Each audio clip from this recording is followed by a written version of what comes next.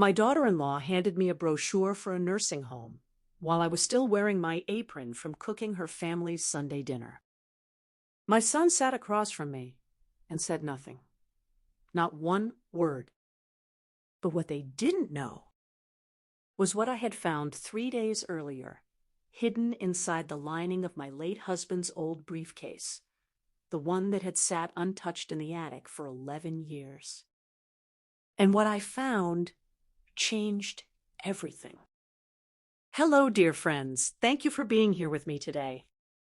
Before I begin, I would love it if you subscribed to this channel and left a comment telling me where you're listening from.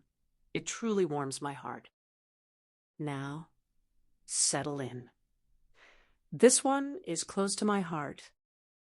My name is Margaret Ann Holloway. And this house, the white clapboard house with black shutters and the rose bushes I planted in 1987, this house is mine. Mine and Harold's. Though Harold has been gone 11 years now. He died quietly, a Tuesday morning in October. His reading glasses still on his nose, his coffee half drunk, the newspaper folded in his lap. People said at least it was peaceful. But peaceful for him. Didn't mean peaceful for me.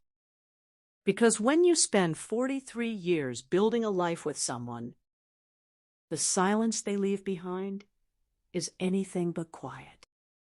For the first 2 years after Harold passed, I managed just fine. I kept the garden. I cooked my meals. I drove myself to church, to the market, to my Thursday book club. I wasn't lonely. I was living. Then my son Daniel called from Portland. "Mom, you're rattling around in that big house all by yourself. It worries us." I told him I was perfectly fine rattling. He laughed, but nothing was funny. 6 weeks later, Daniel and his wife Serena arrived. Their car packed like they weren't visiting, like they were moving in. At first, it was almost pleasant. Serena cooked twice a week. Daniel fixed things around the house. We ate together, like a family again. But slowly, quietly, things began to shift. Small things. The kitchen rearranged. Mugs moved, spices hidden in drawers. "You'll get used to it," Serena said. I didn't. I just stopped saying anything. Then came Harold's study. His books, his desk, his life. One afternoon, I came home and found them measuring the room. "We were thinking this would make a perfect home office," Serena smiled. "We could donate the books." I looked at Harold's desk, remembered the day he brought it home, proud as anything. "No," I said. And I walked away. After that, the house felt different. Colder. Quieter. Closed-door conversations. Voices that stopped when I passed. I am 71 years old. I knew exactly what was happening. They wanted the house. It came on a Sunday. Dinner? Roast chicken? Wine? Almost normal. Then Serena placed her fork down.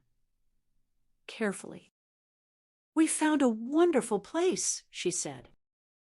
"Maplewood Gardens." "A nursing home?" I replied. "Independent living," she corrected. I looked at my son. He stared at his glass. "Mom, it really is a nice place." And in that moment, I saw it. Not cruelty, just convenience. That night, I cried. The way I hadn't cried since Harold's funeral. Silent, deep, from somewhere beneath words. 3 days later, I went to the attic. I don't know why. Maybe grief knows where to go. That's when I saw it. Harold's briefcase, untouched, for 11 years. I opened it. Inside, old papers, a photograph, candies, his handwriting, and then a hidden pocket. Inside, 2 envelopes and a small brass key. The first letter was for me. If I am gone. I read it slowly. He wrote about love, about regrets, small human things. Then he wrote, "Everything is yours. Do not let anyone tell you otherwise. If Daniel gives you any difficulty, show him the papers." The second envelope told the truth. An inheritance, quietly invested for years. When I opened the safety deposit box, I saw the number, and I sat there, staring. It was enough. More than enough. Enough to never depend on anyone ever again. And the house? Legally, entirely mine. That evening, they tried again. The brochure. The plan. "Before you continue," I said softly, "I'd like to show you something." I placed 3 documents on the table. The deed. The financial statement. Harold's letter. Then silence. Long, heavy silence. I watched my son read. His face changed. Cracked. Grief and something deeper rising through. Serena's expression went still. "I'm not going anywhere," I said. "This is my home. Harold made sure of that." Daniel looked up, eyes wet. "Mom, I'm so sorry." And the thing is, I believed him. Not completely, not easily, but enough. They left 2 weeks later. Before going, Daniel stood in Harold's study. "I remember him reading to me here." "I know," I said. He hugged me. Not quickly, not politely, but fully. We are not repaired. That is the truth.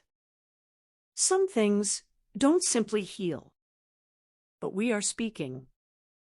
We are trying. Ruth came to visit the next month. We cooked together. The girls planted flowers. That evening, she said quietly, "He loved you so much, he just didn't always know how to say it." "No," I said. "But he knew how to prepare." We sat in the garden, the house behind us, breathing. And in that quiet, I realized something. This house still stands, and so do I. Dear friends, if this story touched your heart, please leave a like and tell me where you're listening from. And remember, it is never too late for the truth to find its way home. Until next time, take good care of yourselves